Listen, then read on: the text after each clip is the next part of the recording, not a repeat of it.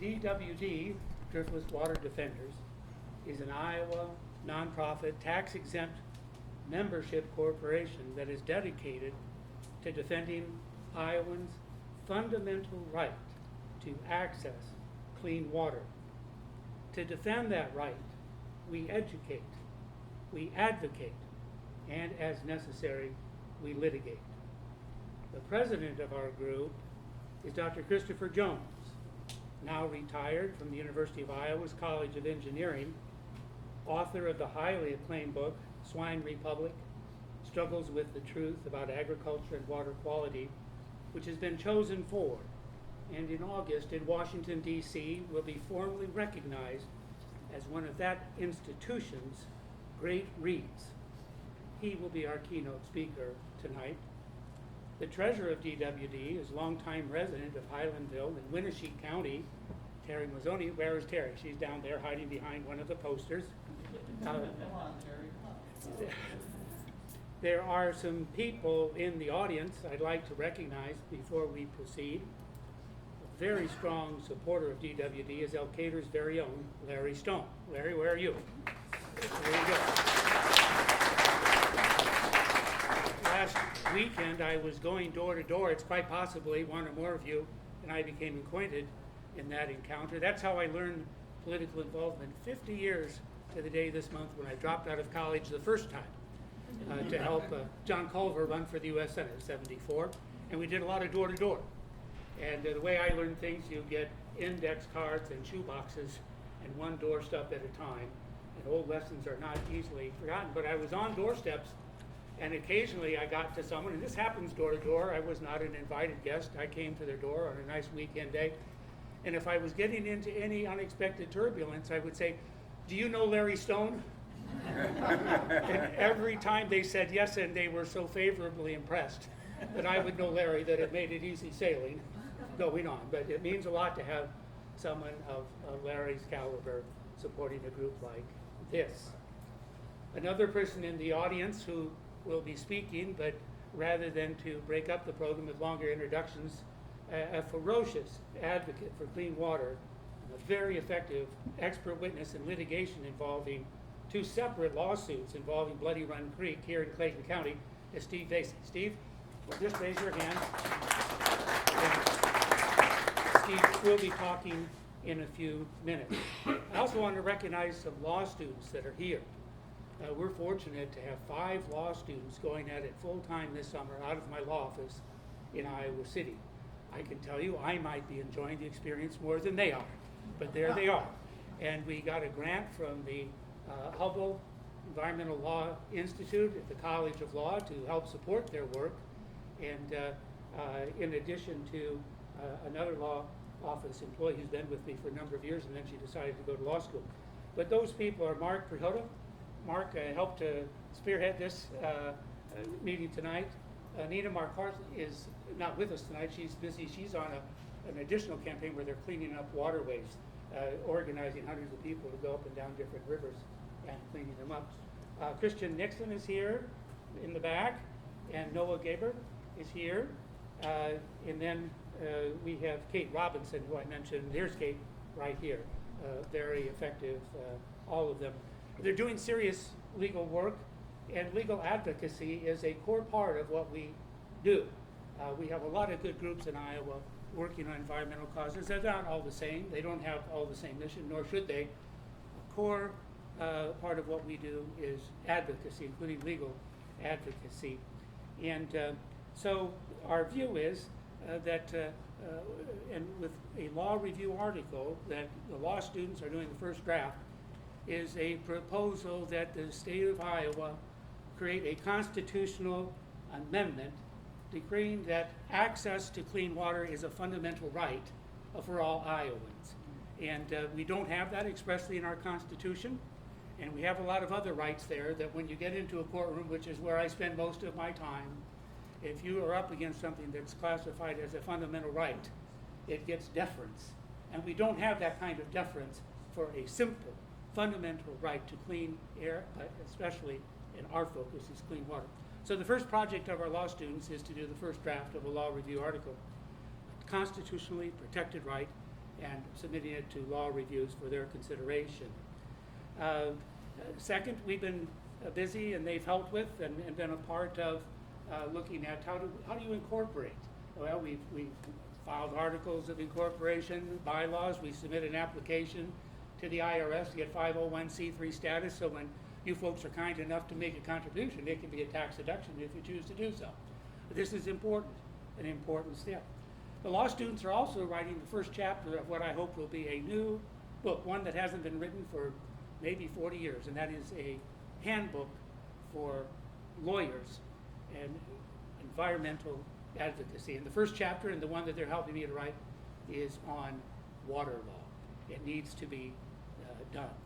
So this is the group of people who are getting us off to a start, and I wanted to be sure that you understood their efforts, and we are so very appreciative of that.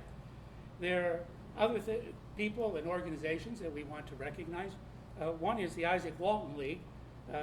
Christine Curry is the outreach coordinator. She couldn't be here tonight, but you'll see the banners, I would call them, framed banners, and you'll recognize maybe at least one because he's here, Larry, but you might recognize others as well as local folks who are involved in good missions. Well, I should ask before I go forward, are there any other people here tonight who are representing any other environmental advocacy group? Please, stand up and introduce yourself. Okay, Rick Sarwell and I are here from the Alameda County Protectors. As I look around this room here, I see literally a who's who of conservation, farming, and environmental issues in Northeast Iowa. Wonderful, wonderful. Well, thank you for coming. Anyone else? We welcome. As I view environmental advocacy, it's not a shrinking pie concerning which people compete for resources. It's an expanding pie as we get better, and there's always room for more. And each group, sir. My name is Ian Zarin. I'm the Ian for Iowa campaign. I'm running as an independent for the Iowa House of Representatives. I'm a public school teacher at NFL Marmath in East Albuquerque. I'm very good friends with Rick Sarwell and Larry Stone as well. And I'm running on one of my policy platforms is clean water. Welcome. Are there any other, and I apologize not being from this county, I might not recognize the face, are there any other people either seeking or holding an elective office? Well, you're about to speak, don't let me cut you off. What were you going to say? Stand up so people... I'm Kate McCardle, and I'm kind of representing the Driftless chapter of Great Oak Broadsford Wilderness, which in this part of the country is really Great Oak Broadsford water. We don't have much wilderness now. Well, very good. Thank you for coming. Anyone else? Are there any people here who now serve in an elective office or are seeking one? From any political party is fine. Thank you for coming. Well, Driftless Water Defenders. It's amazing how long we agonized to come up with a name because there were so many good ideas, but we settled on this and we think it's the right set of words. The words placed next to each other and spread across a logo shield speak for the moment that we're in, the leading edge of a new civil rights movement, one dedicated to protecting the fundamental right of Iowa citizens to access clean water for their own use, for the use in their businesses and jobs, for recreational purposes. Consider the words again, Driftless Water Defenders. Driftless, the miraculous cultural and economic region of 4 states that hundreds of thousands of years ago of glaciers largely left alone, resulting in rugged land formations, attractive to determined, hard-working, nature-respecting citizens coming from thousands of points of origin, a region characterized originally with abundant sources of clean, accessible, affordable water. Water. Water is life. That crucial ingredient to which every human, as a basic civil right, must have access in order to survive. Sufficient, safe, physically accessible, and affordable for personal, business, and recreational uses. water, the Iowa Code says that our rivers, streams, and aquifers and laws are public water and public wealth of the people. It's in our statute. The water belongs to the people. Defenders, the third word of our title. Brave people who protect the rights of others from attack, assault, or injury. Well, this is the purpose of the words and the meaning of the words.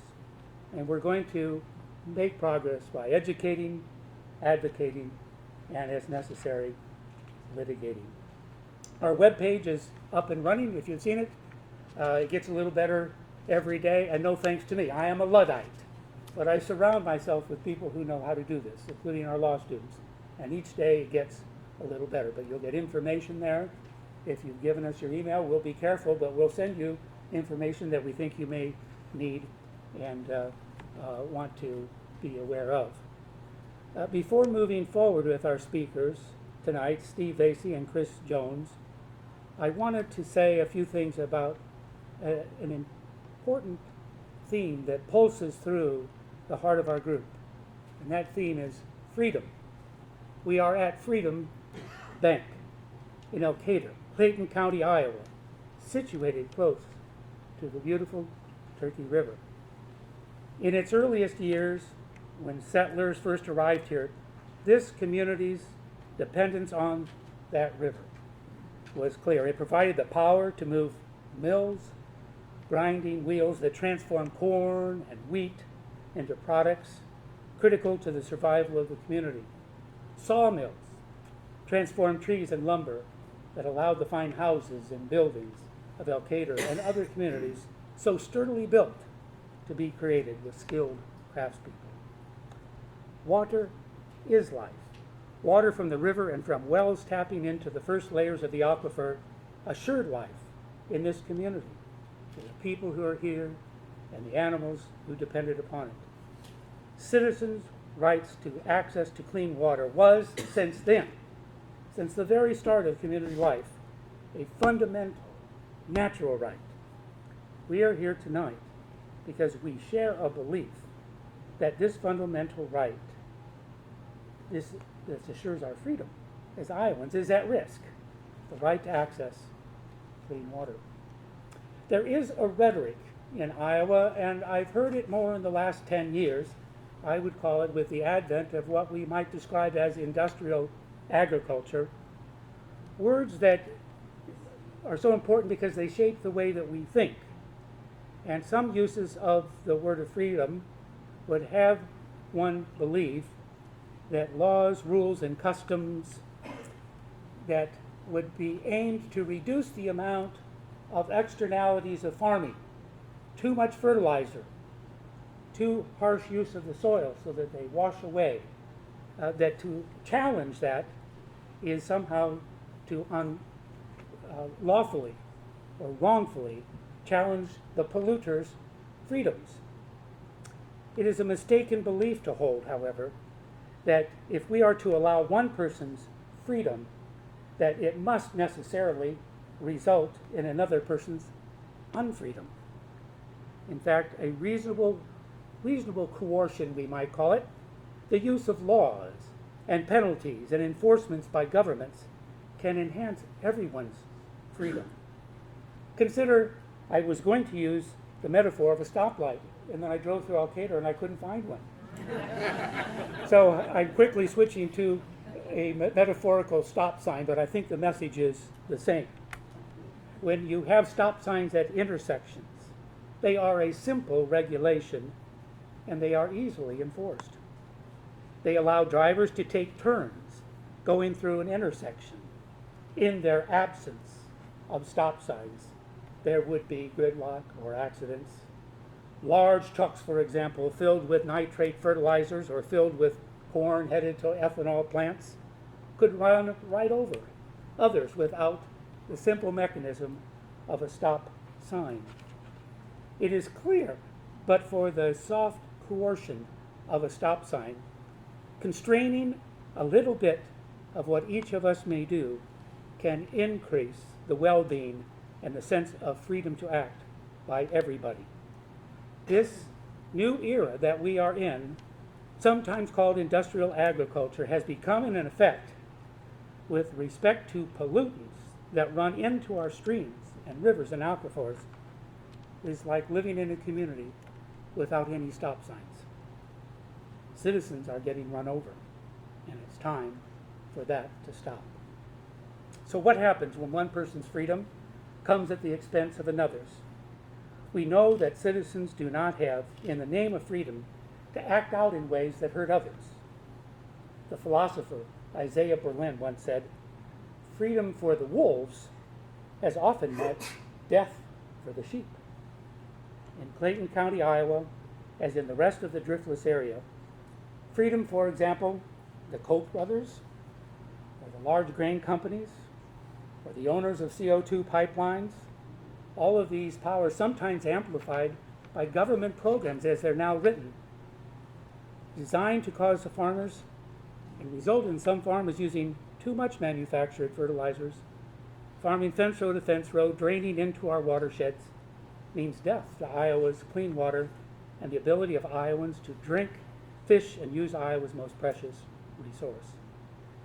Here, freedom for corporate combinations, some of them owned by foreign interests, to finance and design confined animal feeding operations, processing millions of livestock, protected by special interest written statutes, deprive Iowans of common law claims of trespass, nuisance, and negligence, and have neutered our government agencies that were created at one time to protect our water sources.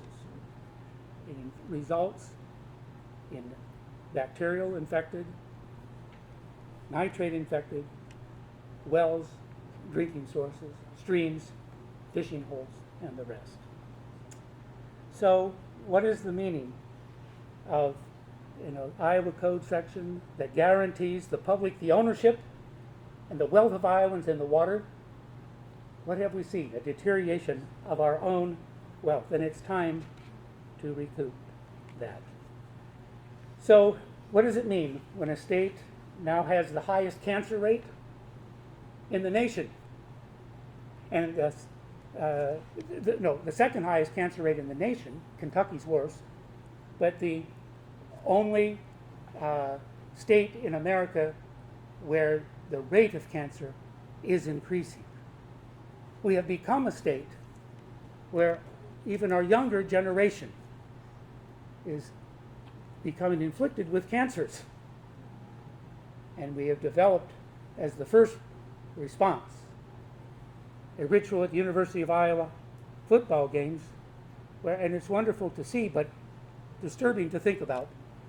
Our fans, at the end of the first quarter, wave to the children in the top floor of the Children's Hospital, at least some number of them afflicted with the cancers in the state with the only growing cancer rate.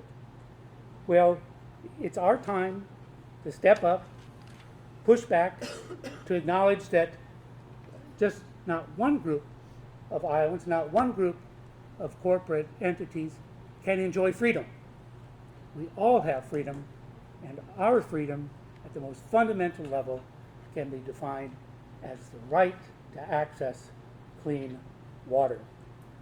Freedom to wolves must not be given at the expense of the sheep. We spend billions of dollars to support industrial agriculture that result in highly contaminated water. We must change the way that we operate, ways that vastly reduces the freedoms now of our citizens to the access to water and has that right recognized. Tonight, you're going to have an opportunity to hear two excellent speakers. The first, Steve Vasey, as I mentioned, a retired employee of the Iowa State University, who has taken on his own shoulders to learn about the technical aspects of farm programs that too often result in excess amounts of pollutants going into our waterways. He's been an expert witness, recognized as such by the Iowa District Court, and in two cases involving Bloody Run Creek. Steve will be our first speaker and give you a little background on that. I invite you, I know without a PA system it may not be easy to hear, and I will try our best to keep speaking loudly, but to tell you in advance, it's all right to get up if you can't see. Steve's presentation will be visually focused on the drawings that are actually exhibits from a trial where Steve was a witness, I was the attorney, and then we'll have Chris Jones speak, and he'll be using visually slides that are here. So, and just with that cue, if you can tell that seeing these things may be difficult for you, feel free to get up, move around where you have a clear shot. Thank you for coming, and Steve, why don't you begin? Thank you, Jim.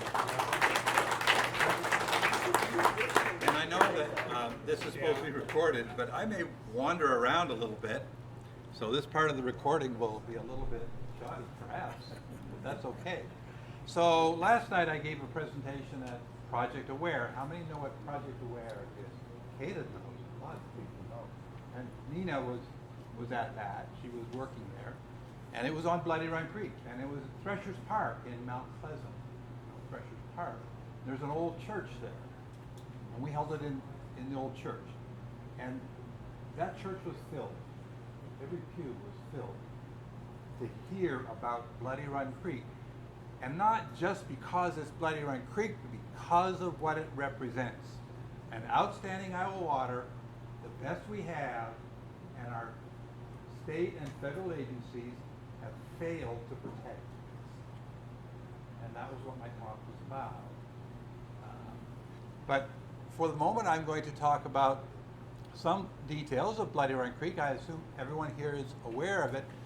This is a map of the manure application fields. This is Supreme Beef, 11,600 head of cattle, which is 20 times larger than the average feedlot in Clayton County. 20 times larger. It's 10 times larger than the next largest feedlot in Clayton County. On its own, Supreme Beef can account for 55% of all of the cattle. You cannot hear me? Uh-oh.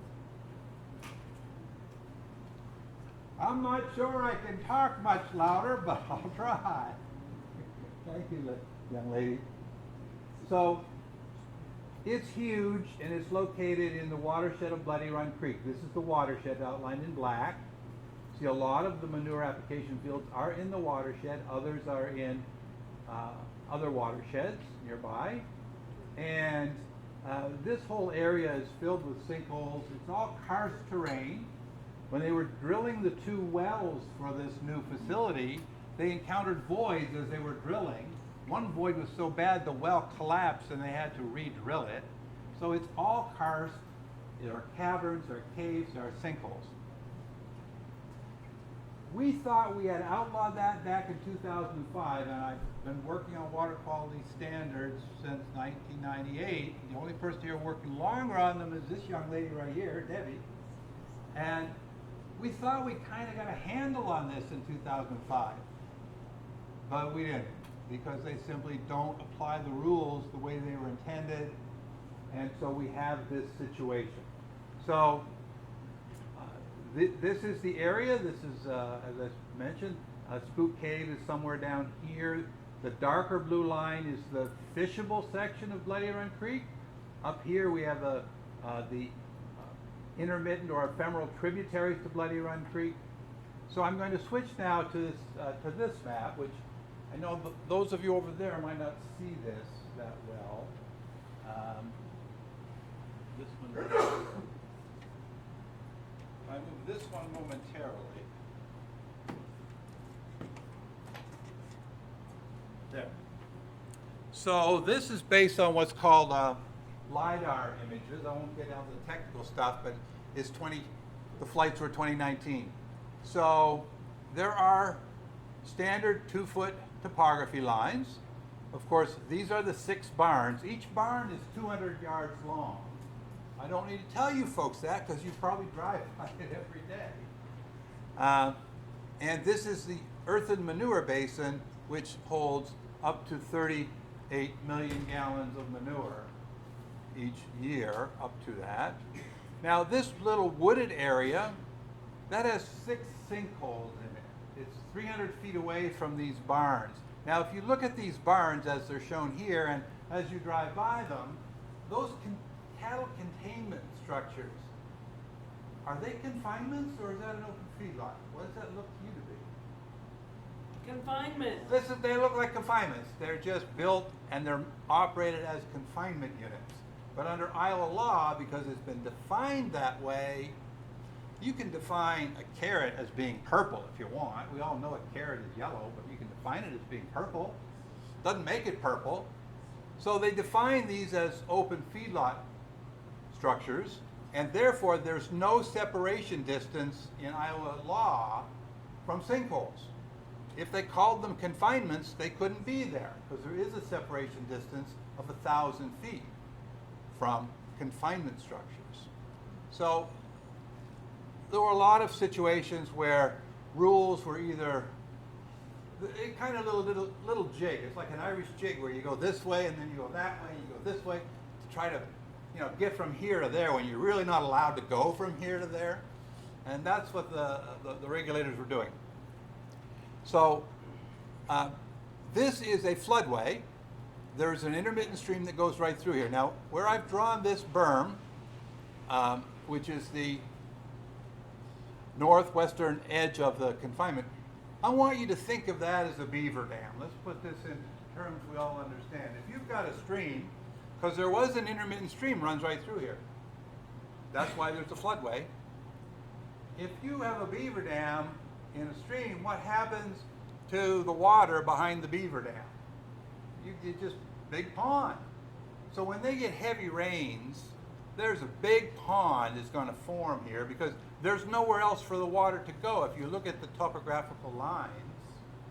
And it's not that during heavy rain there's risk of overtopping the basin.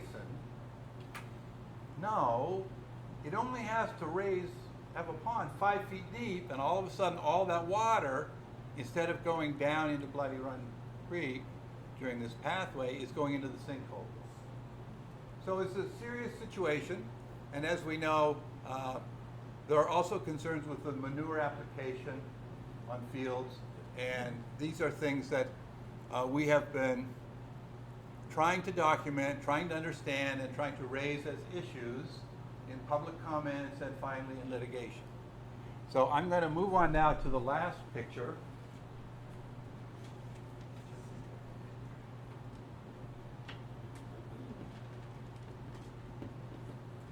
Oh, I think most of you can see that now. So this represents well data from Tammy Thompson.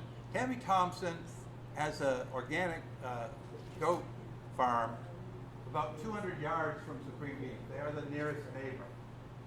And they had a well, and they tested their well a long time ago, back in 2000 and 2008. And yes, there were some nitrates. There wasn't any bacteria back then in them. Then they decided they wanted to certify their goat milk for some kind of process, and that certification required that they get the water tested that they're feeding to their goats. Because it's one thing to have well water and you bring it into your house and you go through a Brita filter or some reverse osmosis filter so that you can drink it safely, which you all should be thinking about doing, by the way. That's one thing. But what if that water has to be just as pure to feed to your livestock like these goats? Well, it didn't pass muster. You can see the nitrate was huge, the bacteria was huge. They could not operate their goat farm with that well. They had to dig a new well. So the well diggers came out and they found water at 300 feet, which is about how deep the old wells were. They tested, and sure enough, the water was still contaminated. So they dug further, and they finally get down into the Jordan Aquifer, probably 500 or 600 feet deep. That's how far they had to go in order to get clean water. So, what do you suppose it cost the Thompsons to have to dig that new well so they could continue their small family farm raising goats? What do you think it cost them? 40 grand. 65 grand, Rick. 65 grand. So, this is a serious problem, and as many of you know,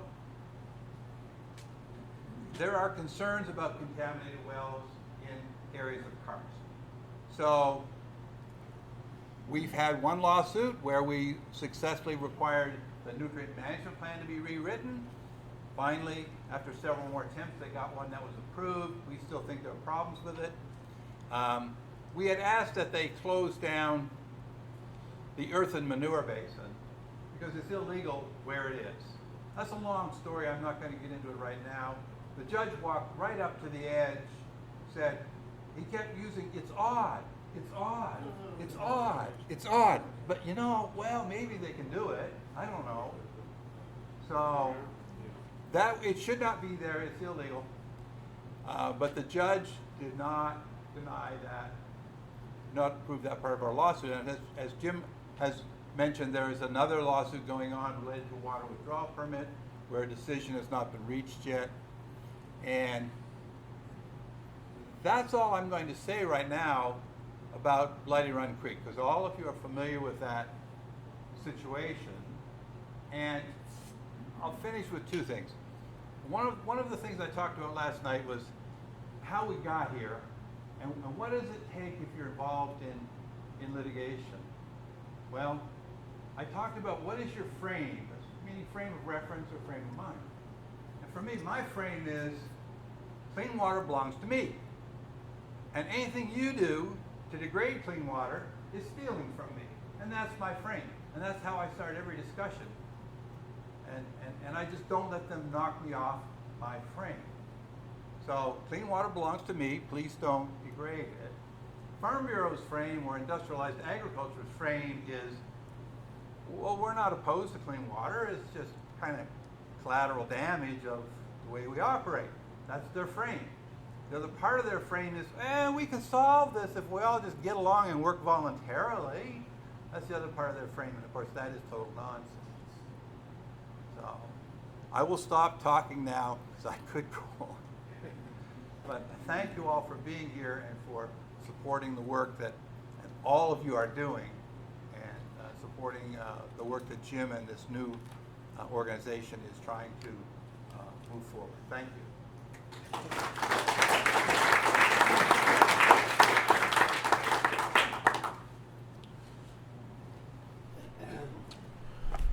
Okay, my name's Chris Jones, and I'll just tell you, I couldn't really have predicted how the last 14 months of my life was going to pan out.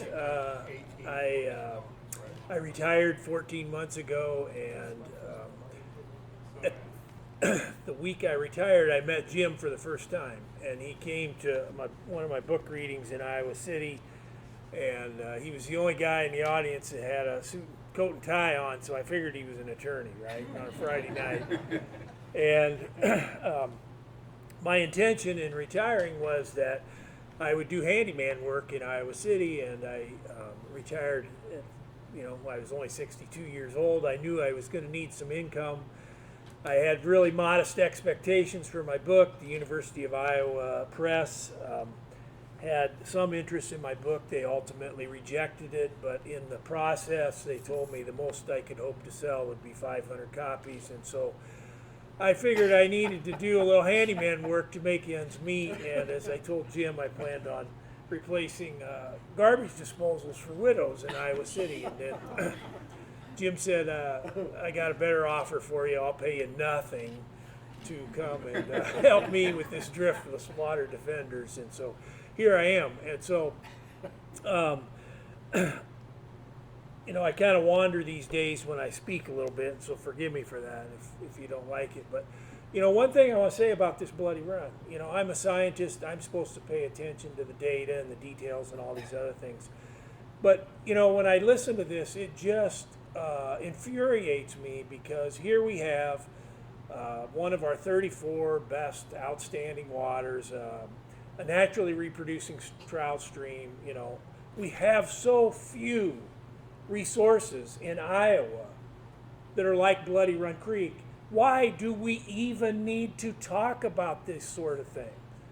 Why do we even need to talk about how far the barns are from the sinkholes and what the the details of the manure application and all these other things. And I would just ask you, what kind of person builds something like this, right? What kind of person puts a facility like this at the top of one of our best streams?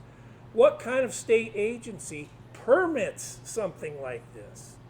Why do we even need to have people like Steve go down to Des Moines and make the case on why this shouldn't be here? It should be self-evident that it should not be there. But we live in a state where the culture permits this sort of thing. And that is the problem, okay? And so now I'm 64 years old, and I tell people, the water has been bad here my entire life. My entire life, the water has been bad. Why do we tolerate this as citizens? We should not. And to think that we're going to get change from the industry and from politicians and from agencies and from the universities, it's a fantasy. It's not going to go. It's not going to happen. That's not the way it's going to happen. The way it's going to happen is we have to take it. Okay? We have to take what's ours. And so, I feel sorry for my children. They've moved away. 2 of them live in Colorado. 1 lives in Seattle, Washington. And, why? Well, there's no nature here, except here in the Driftless area. And I was in China in 2016, and, the thing that strikes you when you go to China, there's no nature here. There's no birds. There's no insects. There's no chipmunks. There's no nothing. And that's how I feel here. This is my state. I grew up here. My folks are from here. My grandparents are from here. This is my state. I think as citizens we deserve to have some nature. And to get it, we've got to demand it. Okay? And so I brought some slides tonight. I have a Substack. If you want to read it, feel free to Google it. I'm not trying to sell my Substack here, but I'm trying to write something, and so I thought I'd present some of the data that I've been looking at that I'm trying to throw some sentences at. And so we talk about nitrate pollution a lot here in Iowa. And so we've had this epic sort of nitrate loss over the last 2 months. May and June, you can see what the nitrate loss to our streams has been. Streams draining to the upper Mississippi, 241 million pounds. Streams draining to the Missouri, 102.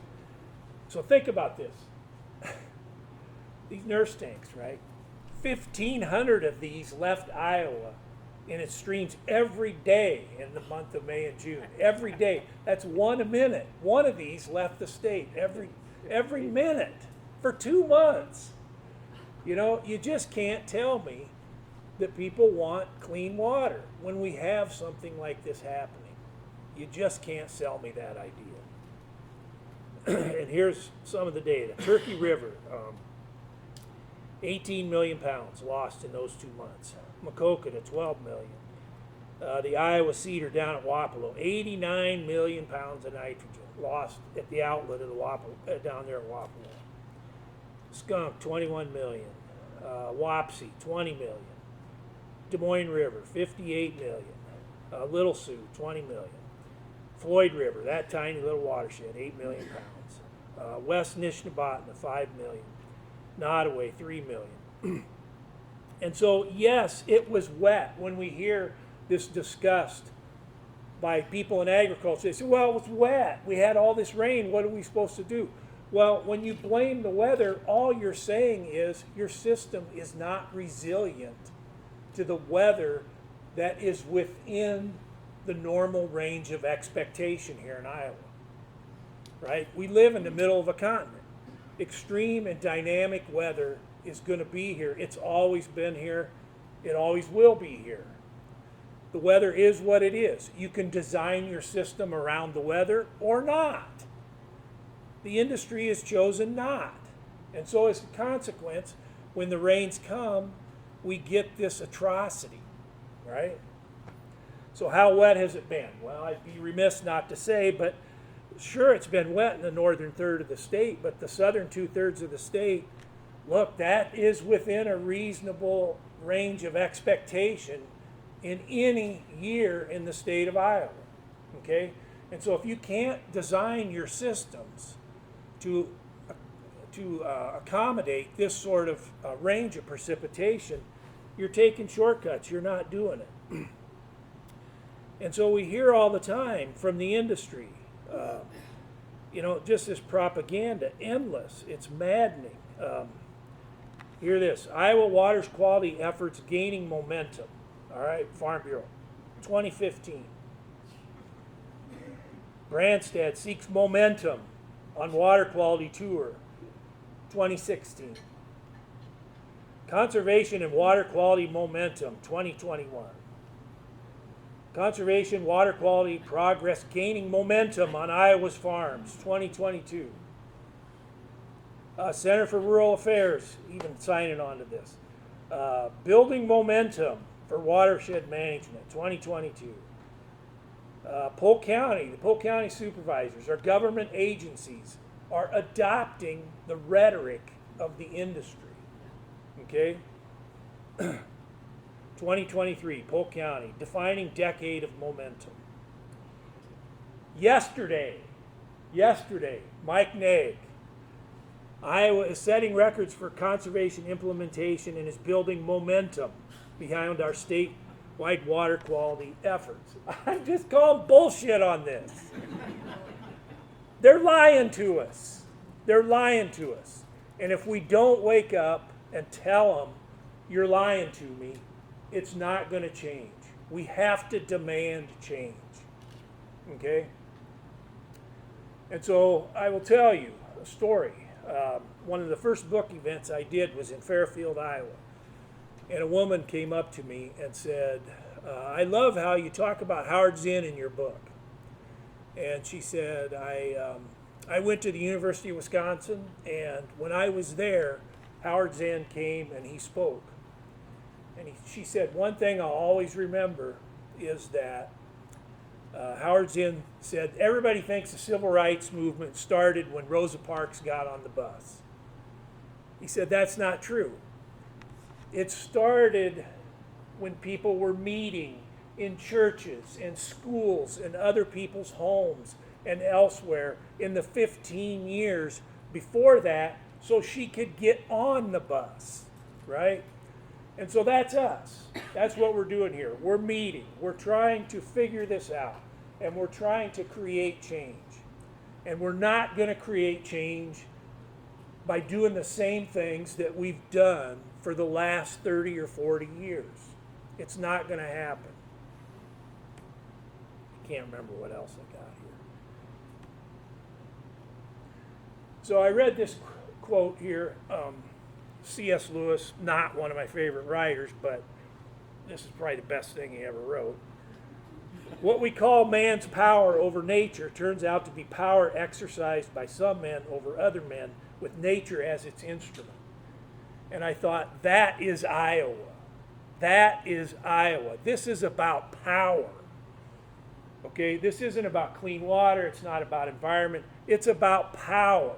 And the power the industry exercises over the rest of us as citizens. Okay? And so this pollution, all that nitrate going down the river, right? That's the industry telling us, too bad. We can't deal with this because we can't afford it, or we can't deal with it because we don't want to, or we can't deal with it because it'll make us less competitive. That's crap. It's total crap. We can't feed the world. We can't feed the world. We can't feed our gas tanks with ethanol that provides no greenhouse gas benefit in the country that produces more petroleum than any other country, exports petroleum, but we got to grow 60% of our corn to produce ethanol. And then this other quote here, Andre Gore's, the total domination of nature inevitably entails a domination of the people by the techniques of domination. We're dominated as a citizenry. We're dominated by an industry that has 3% of our population as its practitioners. 3% of our population is farmers. It's less than that, actually.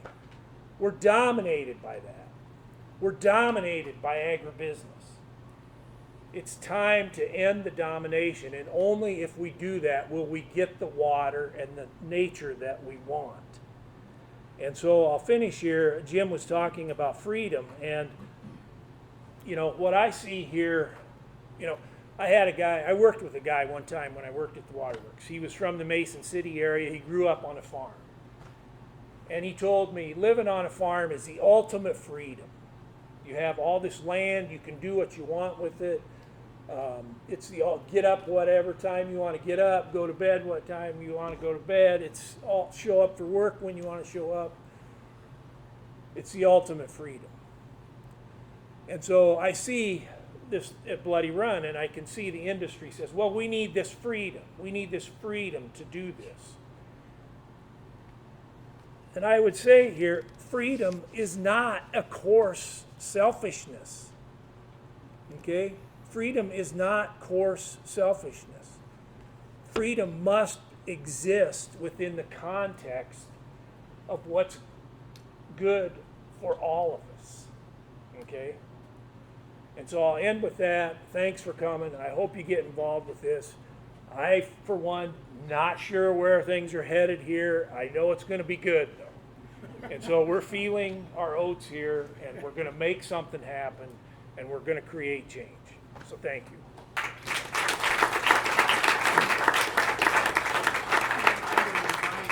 For the next 10 minutes, if you have questions for Chris, use your time to do that, and then I'll do some closing remarks after the 10 minutes. Thank you.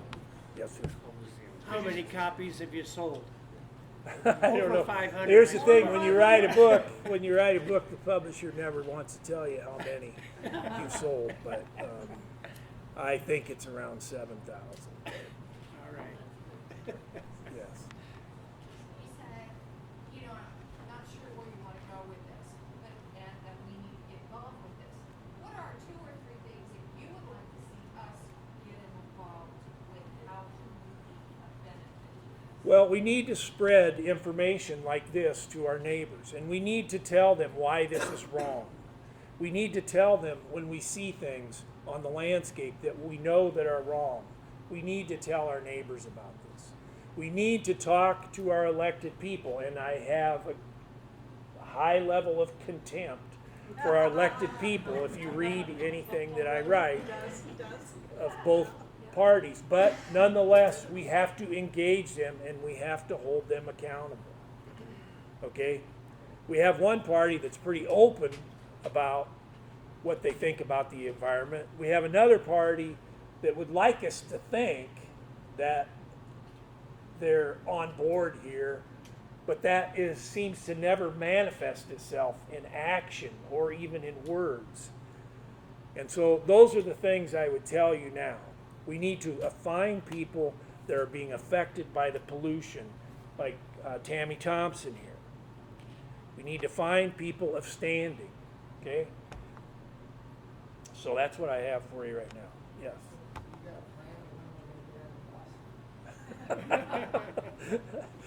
Well, so I think it's soon. We're having these meetings this summer to kind of make some awareness, create some awareness of people in the Driftless area. And so we need a bus. That's right. We need a bus, and we need a destination. And so is it Bloody Run Creek? Is it somewhere else? I don't have an answer for you right now. Maybe Jim will when he comes back. You've talked about one thing only, and that's power. And you talked about 2 parties. We don't have 2 parties in Iowa. We have one party. So, what I like to tell people is, look, I live in Iowa City, right? People's Republic of Johnson County, right? That's a joke. Zach Walz is my senator, okay? I live in his district. That very well may be the most liberal Senate district in the state of Iowa. Look who is contributing to his campaign. the Iowa Agribusiness Association, every ethanol interest you can think of, all these ag interests. My representative in the State House legislature, Amy Nielsen, probably the second or third most liberal House district in the state. Look who's donating to her campaigns. Ethanol industry, big time. Okay? Agribusiness Association. So we need to hold these people accountable and ask them, you know, what gives here? Right? Iowa City's got an impaired water supply. University of Iowa has its own water treatment plant. They spent $3 million a few years ago to get nitrate removal for the water treatment plant in Iowa City. Where are our elected people? Yes. You know, since I've been a fan of your work for a long time, I'm in agreement. Like, this is why I'm running as an independent, because we don't take money from any corporation, any super PAC. It's all small donors, and we outraise all of our opponents in the streets. It's just not a small donor. I do have a story for you. Last month, I donated a kidney in Seattle to a sick friend. 3 months prior to that, I went to get my workup, and the only thing that really was an alarming thing was the amount of phosphorus in my blood. It was 6 times the maximum amount, which would have indicated kidney failure on its own. So I thought, where is this coming from? We installed a reverse osmosis water system in our house. Within 3 months, it was back into normal. Yes, Orland. I don't think I'll ever live long enough, and I doubt if my kids and grandkids will live long enough to see the state government of Iowa do anything about our water quality. But it seems like some of the successes we've seen nationwide, like Chesapeake Bay and maybe Lake Erie, where they've actually improved the water quality a lot. Could something like that be done in the Mississippi watershed? So, you know, could we regulate, you know, to better water? And look, the example I always give is the 1985 Farm Bill, right? What was in the 85 Farm Bill? It was conservation compliance, right? So if you were farming on highly erodible land, if you wanted to participate in the federal commodity programs, you had to have a soil conservation plan. Okay, that was conservation compliance. It still exists today. We know that it worked. We have data, research, published scientific papers showing an almost immediate improvement in clarity in water of Iowa streams. Now, we haven't improved much since about 2000, and so, you know, after 1985, we had a soil conservation plans across Iowa. Grass waterways were put in, terraces were put in, no-till was adopted, and so forth. Well, you know, we filled all those spots, right? And so then improvement stopped. But nonetheless, conservation compliance worked. We know that it worked. Are there problems with it? Yes, with enforcement and other things. Why can't we have conservation compliance for nutrient pollution? Right? Why can't we do that? If someone's going to get taxpayer subsidized crop insurance, why can't we say, look, you need to have cover crops, or you need to not do fall application, or you need to do this, that, and the other thing? We ought to be able to do that. We know how to do that. We know how to do it. We know how to do it. The taxpayer indemnifies the current system, right? We indemnify the system. Because we indemnify the system, we ought to have a say in how that system is operated. And that means laws. Yes, it means laws. We need laws. We see stupid stuff going on all the time. We know there's things in farming that are universally acknowledged as bad practices. Universally acknowledged. But yet we still see that stuff happening on the landscape. We need laws to stop that stuff. About one more question? Right over here. Oh, yes. Yeah, you've got up here, I agree with nitrate and chloroform, but I haven't seen samples of the Walls manure, but all the manure I know about is high in phosphorus. And you don't have that listed up here. When I had through, the state has a way you can get water samples tested, and they only test for nitrate and chloroform. Why not phosphorus? That's isn't that an issue concern? And maybe glyphosate too. In my opinion, I can tell you a lot of people this. Why only these two? So, testing costs money, firstly. Yes, Secondly, we do. we did test for also, I believe, for chloride and for ammonia. I don't think we did phosphorus, and we're still awaiting the other results, right? Yeah, we do phosphorus in our volunteer test kits. We do about 20 sites, and we always do phosphorus. But in terms of taking samples to the hygienic lab, that is for ammonia and bacteria.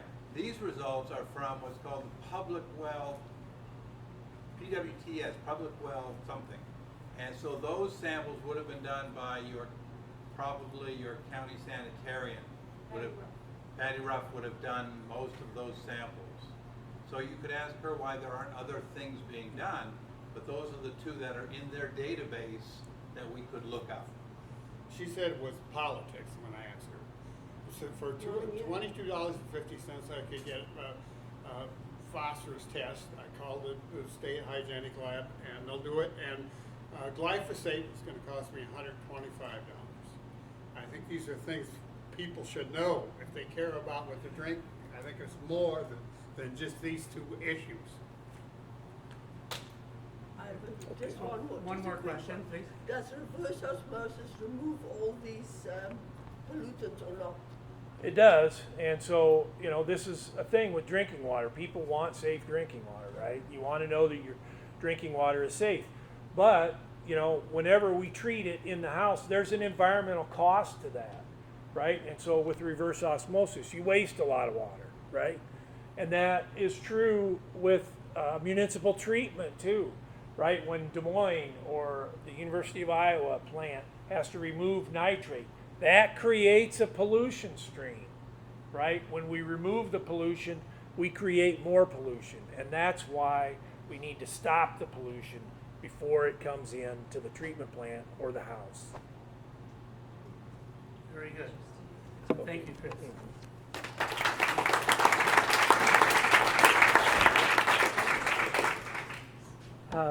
I remember when Chris and I met and he's told you part of the story, I'll tell you the rest.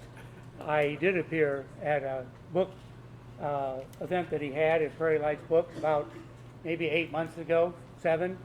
And I had not read his book, but I had read articles by him when I was researching to give a law lecture, environmental law, to the Bar Association. And the article that he had published where he had translated livestock in Iowa into human poop equivalents and described some 150, 160 million people worth of poops in Iowa.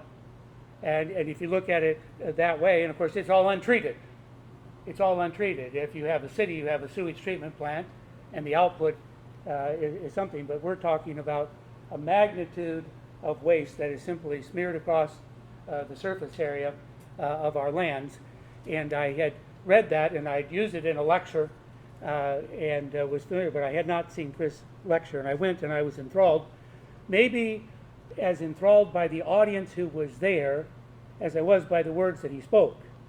Because I know Iowa City pretty well. I've lived my life there.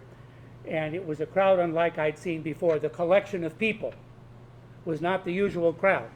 And I had the sense that people gathered were people who had been thinking these thoughts on their own but didn't know that there was a community who shared the belief. And I thought that was important. But the thing that struck me most about Chris, in addition to putting on a great lecture, being well received, when I went up to speak with him, he looked exhausted. And I said, Chris, you can't do this on your own. Let me make your life somewhat more complicated. Lawyers don't know much, but we know how to organize people, and we know how to organize nonprofit corporations. Let me see if we can't get a group that helps put wind under your wings, so you're not doing this alone. And he thought about it, and thought about it, and finally said yes. And we're glad that he did. But part of our promise to Chris is that we're not going to make a greater burden for him. I'm sure some days we don't succeed. But as a group, as a nonprofit group, we're here to support a unique and wonderful and needed voice. Now, when we raise money, not a penny goes to Chris and not a penny goes to me. But we have expenses of the group. If you're so inclined, after you think about it, it's a nonprofit corporation. At least become a member, if you would think about it. and at the very least sign in tonight so we know who was here. That's the ask. I want to close with a story, and it will show an intersection of the way that Chris thinks and the ways that I feel. Chris mentioned Rosa Parks and the Howard Zinn approach, saying that before Rosa Parks set a foot on the bus, there were people before, there were seethings, political seethings in the church basements of Montgomery and Birmingham and Selma. I know a little bit about this, perhaps with my imagination, but also with my feet on the ground. One state that I've spent more time in the last 8 years than Iowa is Alabama, where I represent a young black man on death row. I was asked to represent him by a man named Brian Stevenson, who has an entity down there that represents people on death row. And when I go down there, I try to take a couple of days on either side of my visits to the prison just to think. When I was of a certain age and when television first came into homes, black and white coverage of events, it's exactly at the moment when police dogs were chasing young people down the streets of Birmingham. And it's fixed in my mind. So when I go there, I sit in the back pew of the Dexter Avenue Baptist Church, which is where Martin Luther King, in November of 1955, assumed the pulpit, and he and his father, who was a famous preacher in Atlanta, had a plan for him, and it was going to be, he'd just gotten his PhD from Boston University, and he was going to spend a couple of years in a quiet church on Dexter Avenue, and then move on to a college campus somewhere and live a comfortable middle-class life. But history chose a different course for Martin Luther King Jr., because a couple of months after he arrived and already was being viewed as an inspiring preacher, Rosa Parks set foot on the bus and was arrested, and this energy came alive. There were 5 strong male leaders in the black community, and they couldn't get along, but they all had heard about this young preacher who hadn't been in town long enough to make enemies. And so they said, maybe he will lead this organization, the Montgomery Improvement Association, and they were the ones who organized the bus boycott. The first speech he gave after being ahead of this was on the back of an envelope, and he arrived at a church and there were 7,000 people there. And the national press was there, and he went from a complete unknown preacher to suddenly the national, not just the local head of the organization. Well, when I sit on that pew and think about it, I sometimes think I can hear in the basement people organizing buses, because this is what people needed, alternative routes if they were going to boycott the buses. And I think I can hear too, because Dexter Avenue goes right in back of you. That's the street where later the march from Selma to Montgomery, thousands of people went to the Capitol, where the Confederacy was born in 1861. And I can hear the voices. And I think what led people to have the courage to do what they did? It's only in retrospect that we think of the rhetoric. At the moment in time, these people needed real courage and real time. Well, I've thought about this because I think we are on the cusp of a new civil rights movement in the state of Iowa. It's what brings people together with one vocabulary or another. And those seethings can be turned into creative, productive challenges to a power structure that is every as real as the Jim Crow power structure was that greeted the returning servicemen from World War II and then the Korean War, where they've been engaged on merit and effort, and then they were suddenly thrown back into Jim Crow, where they were degraded. We may have become used to it, but I don't know why it is that Iowans are content to drink filthy water or to feed it to their children. We've become used to it, and we know our challenge comes at some cost. Well, the name of Martin Luther King Jr. is one, like in so many households, one that resonates with what we think may be the best of us. There's a family story that I married into. I can't claim it as my own, but Martin Luther King Jr. came to Iowa City in 1959, in November. He came a man slight of stature, in a gray suit, the histories, if you read the chronicles back then, he had the fame, the instant fame of the bus boycott. But then as he broke away and tried to start a new national organization, it was nearly going bankrupt. So he went on a speaking tour. One place he came was to Iowa City, and my father-in-law had something to do with it. He was a theologian, and he'd come to Iowa City. My wife was then 4 years old. They came from Texas, and he knew of King and wanted him to come to Iowa City. He was a part of the group that invited him, King, to Iowa City. My father-in-law was a theologian. He'd gotten his PhD in New York, and his thesis advisors were two philosophers, Reinhold Niebuhr and Paul Tillich. Well, of all things, Paul Tillich was the focus of Martin Luther King's PhD dissertation at Boston University. So when Jim Spalding, my father-in-law, said, after your speech at Iowa, you have to look at the bottom of page 10 of the Cedar Rapids Gazette the next day to know that King was even there. But he came to my wife's family's home, a small brick home that's now been demolished so that we have a parking lot, a parking structure, and he came there for dinner. And the family remembers it, and they remember taking him in the old station wagon that the family had down to the bus depot where he departed alone. Now, what was an important part of that visit was that when he left, he gave them a little book, which was a publication of his 3 sermons, cheaply bound. This is a reprint that I've gotten. The original, the family has it sort of falling apart. I don't take it around. But it had 3 of his own service, and he would do this as a housewarming gift. And so he signed it over to my parents-in-law. And the 2 of them hit it off, Jim Spalding, and who's now dead, and so was my mother-in-law, so it's hard to recount the stories, but I remember them vividly. They hit it off because, of course, they had Paul Tillich and other things in common, and Jim had been important in bringing him there. But why I bring this to you tonight is because a sermon that's in the book that was given to Jim Spalding was the story that Martin Luther King told, and it's not quoted because there were better parts of that speech in Memphis the night before he was assassinated, and we remember the stirring rhetoric from that occasion talking about he'd seen the mountain, and he wasn't going to go. And but the story before that was the parable of the Good Samaritan. And it was word for word. Now when I listen to that speech, because there are recordings of it, it's almost word for word that's in the book here. It was implanted in his own mind, and it was in a sermon called The Measure of Mine. And in it, he described the biblical parable about an incident that was said to have occurred on the winding and dangerous road between Jerusalem and Jericho. The road was so risky that 2,000 years ago, it was known not as Bloody Run, but as Bloody Pass. According to the parable, as recorded in the Gospels and as recounted by Dr. King, a certain man had fallen among the thieves and appeared to have been very badly injured.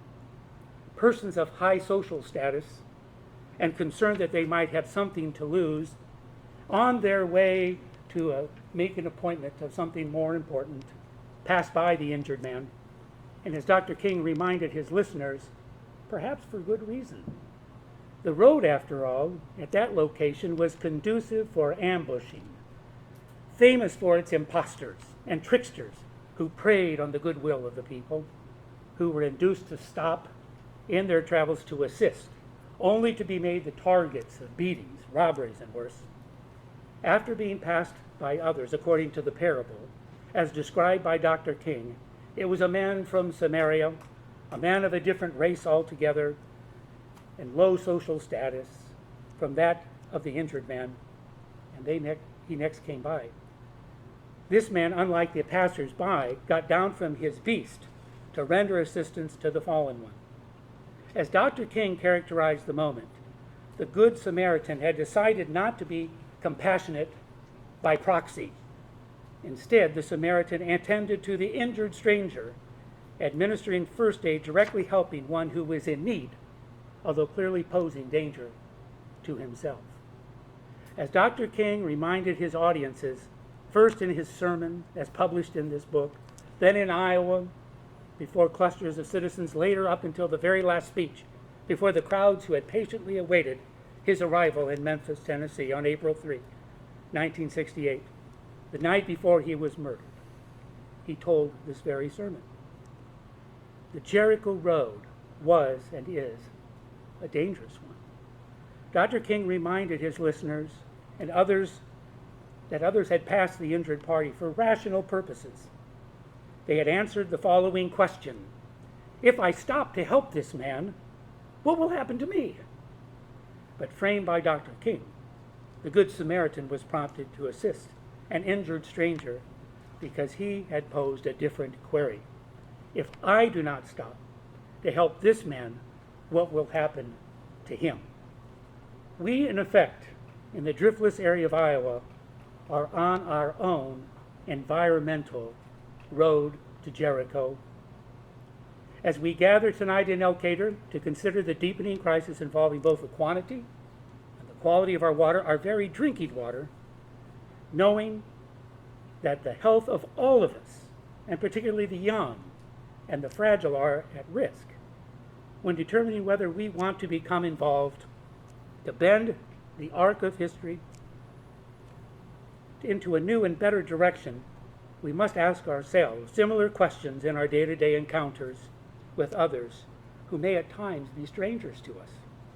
If I do not stop to help this person, if I do not speak out against polluting practices, if I do not protect the fundamental right of present and future citizens to access to clean water, what will happen to her, or to him, or to us? Dr. King once invited us to join in an era characterized by what he called a dangerous unselfishness. You are here today because you care about the diminished quality and quantity of Iowa's water. Do not be satisfied to watch from the sidelines, to watch others devote themselves to the improvement of the quality of our water, to be what Dr. King described as compassionate by proxy. Let's find ways, as individuals, together, as bands of moral pioneers, to make Iowa a better place to live by advocating for our right to access to clean water. Thank you for coming tonight. We very much appreciate it.